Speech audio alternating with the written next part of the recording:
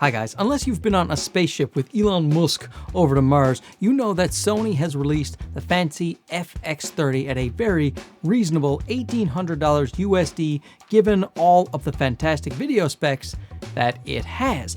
But what about the A7iii? This guy, he changed the game. You know, this was a juggernaut of his time. Without looking it up, I'm gonna say it's the best-selling full-frame camera in history. Don't quote me on that. So where does he fit in now that the FX30 is around? Well, let's talk about it.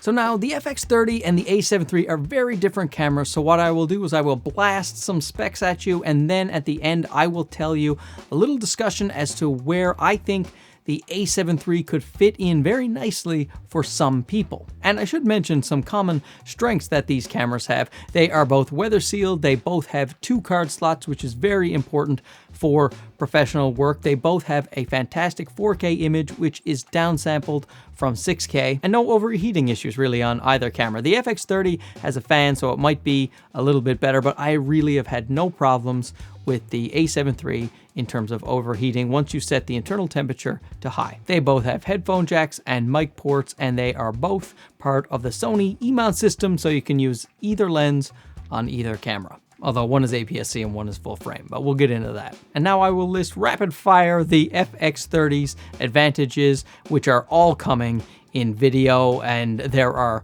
a lot of them. It is a 10-bit 422 up to 60 frames per second with no change in field of view. And then it also has 4K 120, which is at a 1.6 times crop. But this guy only has 4K up to 30, so there's no contest in terms of the frame rates. You also have fantastic all-eye codecs for the FX30, so if you want a very high bitrate codec, one where if you're gonna be looking at waterfalls or you know, trees or race cars going by you, when you want a lot of detail in a very busy scene, you're gonna want those all-eye codecs. Plus, they are often much easier to edit depending on your editing software and your computer specs. It has unlimited recording. This guy has 30 minutes of recording. When you hook it up to an external monitor, you keep your face and eye detect. This guy, when you connect him to an external monitor, you lose face and eye detect autofocus. Unless you use an external recorder,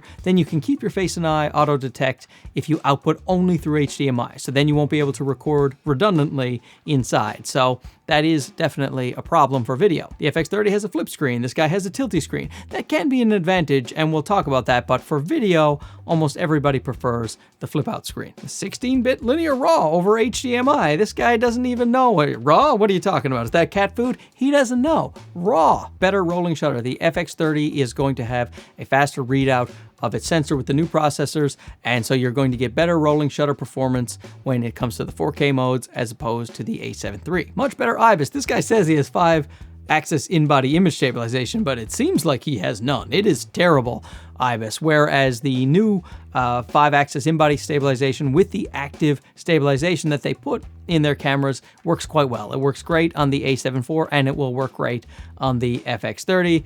This just, you're talking about handheld footage or vlog and things like that, definitely the FX30. FX30 has a 2.36 million dot screen, LCD screen. This guy's LCD screen is terrible. It is about 1 million dots, and it looks like it's about 20 dots. Really not a great LCD on the A7iii. Full-size HDMI port on the FX30, only micro HDMI port on the A7iii. Much better menu system. It has the new Sony Touch menu. This guy has the old clunky interface where you can't touch anything. You can only touch to track or touch to focus on this guy, but you can't actually touch anything in the menus. And also the FX30 has the Cine EI menu, which is really great for video shooters, and that is a big upgrade in my opinion if you're trying to shoot video. The FX30 has S-Cinetone. This guy doesn't. So the S-Cinetone, you can you don't have to do a lot of color grading. You can match other S-Cinetone from other Sony cameras that have it. You can do a makeshift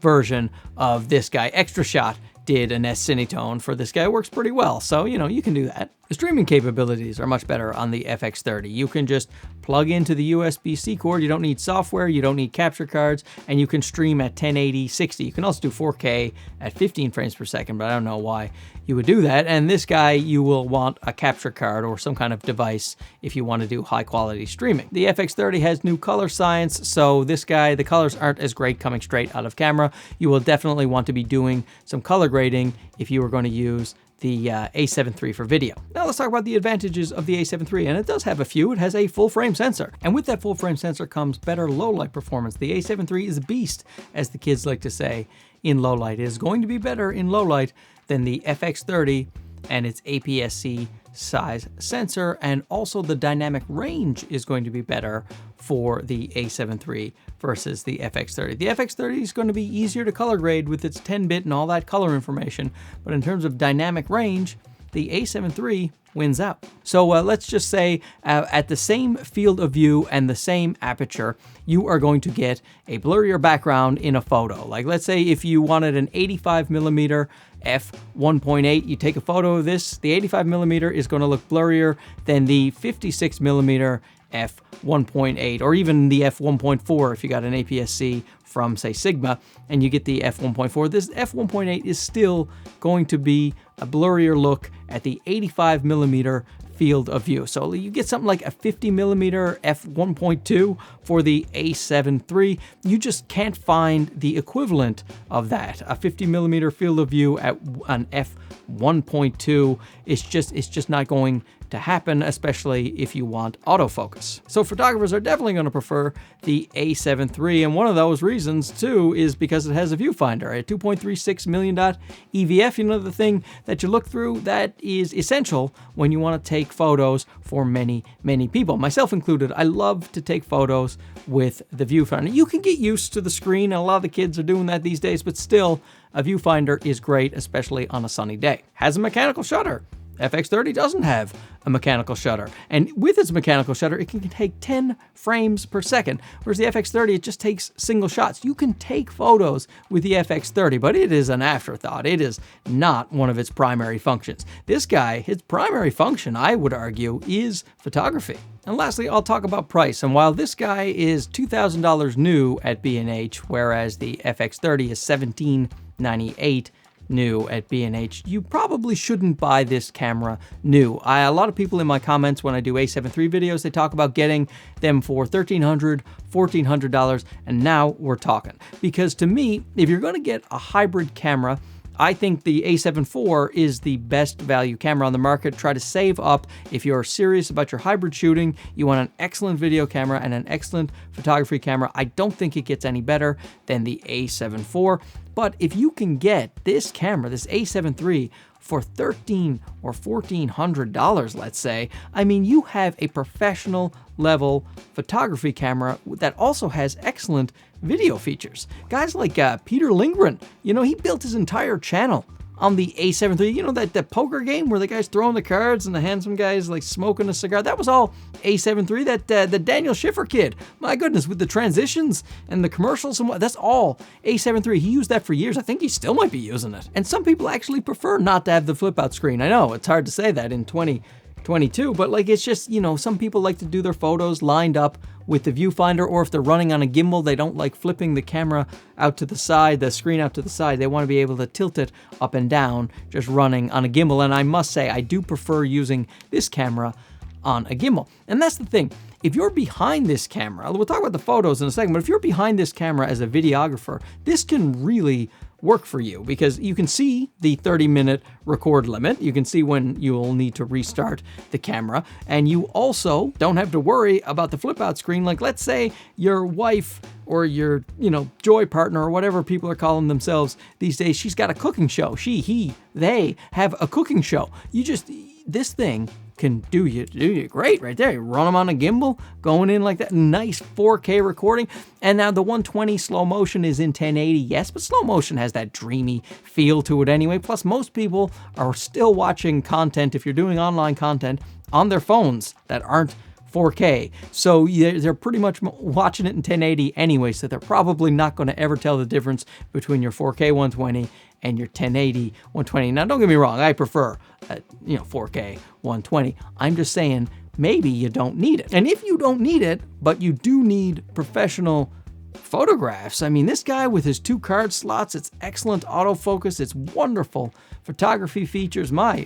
This camera is still a very viable option as long as you can get it at a reasonable price. Now, if I'm somewhere where people are gonna pay me to take photographs, I take 2 camera bodies because you need a backup camera body in case something happens or if you have a second shooter with you. But here's the thing, so A7 IV I will take with me, but the pictures are indistinguishable from my A7 III. I haven't felt the need to get 2 A7 IV. So I just take this with me. And if the A7 IV didn't exist, I'd have 2 A7 IIIs for that type of thing. Because let's just say you go out with an A7 III and take your professional photos, but you also wanted to do some pro level video for the couple you're taking photos of, you can just switch it and take the video. It's still great. So yeah, if you're video only, go get the FX30. You're going to be super happy with it, as I will be, because it's coming in the mail from Camera Canada. Oh, it's going to be, and I bought it. I bought it with my own money. Sometimes people think Sony gives me things or gives me cameras. Nobody gives me anything. They lend me things, I review them, and then I send them back generally, certainly with cameras. Sometimes you get to keep a light or a gimbal, but never any cameras. So there you go, food for thought. Hey, that's what you can call your wife's cooking show. It's just the A7 III is still a viable option for people, especially if you want to get started. You go get yourself a used A7 III. Fantastic photo camera, fantastic video camera. Not as fantastic as the FX30, don't get me wrong, but still, you can get the job done with this guy, as a lot of people have over the past 5 years. So thanks for watching. There'll be a bunch more FX30 videos coming, especially when I get that bad boy in here. We'll talk to you again soon. Okay, bye-bye.